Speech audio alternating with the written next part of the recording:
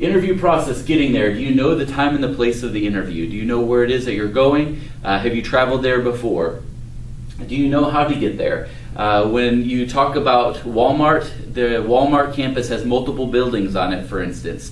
And you need to know what building it is that you need to be at for that interview. Tyson, here in Northwest Arkansas, has several main campuses throughout Northwest Arkansas. And you need to know which facility that you're going to do the interview, and you need to know who you're going to speak with. Again, do you know the name of the interviewer? That's kind of where that goes. When you walk in the door, what you'll encounter likely is you'll find a receptionist at that door. And they will welcome you in. Can I help you today, sir or ma'am? And at that point you say, well, yes, I'm here to interview with Dr. Chris Confer. Again, you need to make sure that you've got that interviewer name on the top of your tongue, because the interview starts the moment you park your car on that campus. So wherever it is, however you would walk up to the door, everyone is watching every move you make, from the time you get out of your car to the time you get back into your car. And again, your first interaction will be with a receptionist somewhere. And so you need to know the name of your interviewer. At Walmart, with 30 or 40 interviewers who are interviewing at the same time, you need to know specifically who it is that you're coming to see. And again, that will be their first question. Do you know how long it will take to get there? Arrive 5 to 10 minutes before you interview, and if you have more than 10 minutes, drive around the block. To be on time is to be late for an interview. You need to be early. You need to be able to be at the front door at about 10 minutes before your interview begins, so that you know that you're at the right place, first of all, and that you also have made that contact. Oftentimes they'll have you sign in, they'll give you a guest badge. That stuff will take a little bit of time, and then you just need to wait patiently in the reception area. Don't play on your phone.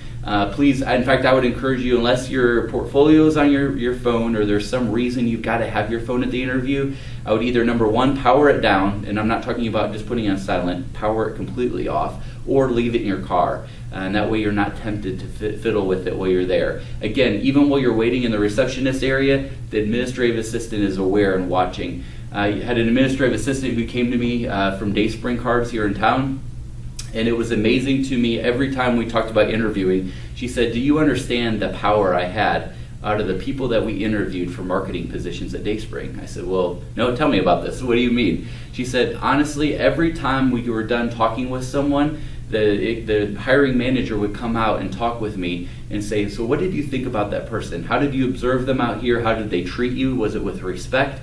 And whether I said yes or no was whether they moved on to the next round or not. So again, everyone has a part in this process. I think about Bruce Almighty. It was a movie that came out a couple years ago, and Morgan Freeman was a janitor, and he actually ended up being God in that movie. And the interaction between Bruce and God in that context of not understanding that he was a janitor and yet was treating God and interacting with God, not knowing it was really God. And again, often those people that you interact with, whether it's a janitor, whether that's someone sweeping the floors, someone directing traffic, someone who is a door bellhop, if it's in New York City or another big city, there may be a doorman. All of those folks are part of your interview process, so be prepared. Prepare for the worst to happen, flat tire accident. A couple years ago, we had a student who was interviewing in New York City. He decided that he would get there early, got there the night before, was driving through New York City, and he was about 2 blocks away from the tower that he was going to interview in, and all of a sudden he was rear-ended. His car was totaled. They called the tow truck. The tow truck took his car away, and he didn't have anything at that point. And he took off running for the 2 blocks. He said, I still can make it on time to my interview because I left enough pad time. Ran in, went up the flights of stairs or the elevator to get to the floor he was on, looked for a bathroom, went into the bathroom, took a couple of deep breaths, washed his face, washed his hands, and then walked into the interview, and was in an interview the entire day. I mean, they grilled him. And he talked, he presented his portfolio, talked about different things. It was for a marketing position. And at the end of the day, he was talking with the person who was walking him through the interviews, and the person said to him, so how did you do today, and how do you feel like the day went? And he said, well, really well. I really feel confident. I want to work here. I think this is a great place to be. Kind of small talk that way, in which she kind of followed up with the question of, so how are you getting home today, or when does your flight leave? To which he responded, well, I was on my way here today, and my car got rear-ended, totaled. It got towed away. I got here as quick as I could. I knew it was important to be here on time. I have no idea how I'm getting home. I'm going to go and call the taxi probably as I get down to the bottom floor here and I'm on my way out of the building. And she said, no, rewind. What did you say? He said, yeah, my car got totaled. I came up here and I knew I had to perform under pressure here, but I knew that this was something that was critically important in my future and where I was going in marketing and advertising, and this was a critical piece of it, and I wanted to make sure that what happened this morning was not affecting how I performed today in the interviews. She said, I had no idea that you were under that kind of pressure and duress.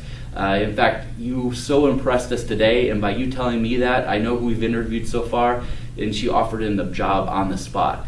Because she said, if you can perform under that kind of pressure and maintain your composure, you'll do great working for our corporation or our company. So again, don't get in a car wreck just to impress the employer, but please make sure that you prepare for the worst to happen and expect the best. The interview process. Bring a neutral colored portfolio, and what I mean by that is a folder, a black or gray or tan folder that has a legal pad on one side of it and hopefully a pocket on the other one. In the pocket, you're going to want to put good, crisp resumes and copies of it for all of your interviewers. You'll be amazed how many interviewers come into an interview that they care a lot about but don't have a resume with them to help refer, to ask you good questions, engage you well. So you need to be prepared to give them resumes at that point. The other beauty is if you've got a place to take notes, you can write names down. I know for me personally, names are my nemesis. And so I do whatever I can to write names down or job descriptions. If you're doing a call interview or a phone interview with someone, again, I would encourage you to write down the names of the people as they introduce themselves and their titles so that you know kind of who's in the room without being in the room, so to speak. But again, throughout the interview, as you ask them questions, as they offer information about benefits, about salary, about different expectations, about culture, of who they are as an organization, I would challenge you to make good notes. And then that way, if you've got several interviews, you have something to compare those things with. Especially by the time you get to interview number 2 or number 3 within a 3 or 4 week period, all those details start to blend together. And so if you've got them written out, it'll help you be much more evaluative in the final process. Get several copies of your resume. Maintain eye contact with the interviewer. You don't want to laser beam them so much that it makes them feel really awkward. But at the same time, you need to maintain good eye contact with them. If you have to look away, whatever you do, don't look down. You can look off to the right, look over their head, look off to the left. But if I'm answering your question and I say, my name is Chris Confer, I'm the Director of Career Development at JBU, I love my job. It's wonderful. I love working with students. I love helping them find good opportunities when they're done. Again, if I'm relaying something to you, hopefully it's not a good thing at that point. But again, sometimes it relays a message that you don't know what you're talking about.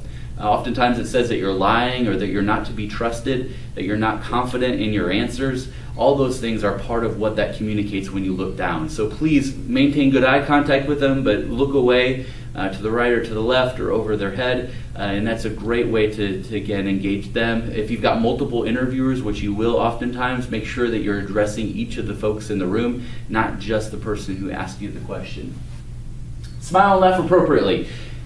90% of the interview process and the guarantee of you getting a job is that you're a good fit for them. And so again, they've seen your resume, they're going to ask you questions around your qualifications, but 90% of that interview process and what's going through their head in that interview process is, are you a good fit for our team and our company?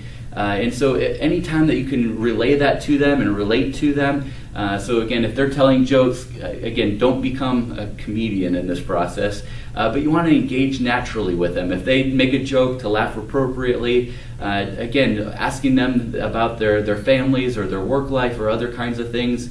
They're going to ask you some questions around some things personal. Hopefully they're not illegal questions, and we'll talk about those in a minute too. But you want to engage with them in a really natural kind of a way, in a kind of a flow. Call people by name. Again, that's what your legal pad's for, or if you can ahead of time, know who it is you're talking with, and work at really memorizing names as you meet those folks and shake their hands. Give them a good firm handshake. As you engage with the employer, a handshake speaks volumes. In fact, I knew of a college president who was not hired as a college president because of the way that the field shook hands. and that the Board of Trustees member wanted to make sure it was a good firm handshake, because that communicated to them that they were going to be a firm leader, that they had good vision and direction. Again, for you guys out there, don't go for the bone-crushing handshake. You want to engage firmly. For ladies, no limpy noodles. You too need to give a good firm handshake. What happens, and I always get this question when I do this presentation live, what happens when you miss the inevitable misengagement with that handshake? Say something funny and re-engage again, or hey, let me try that again.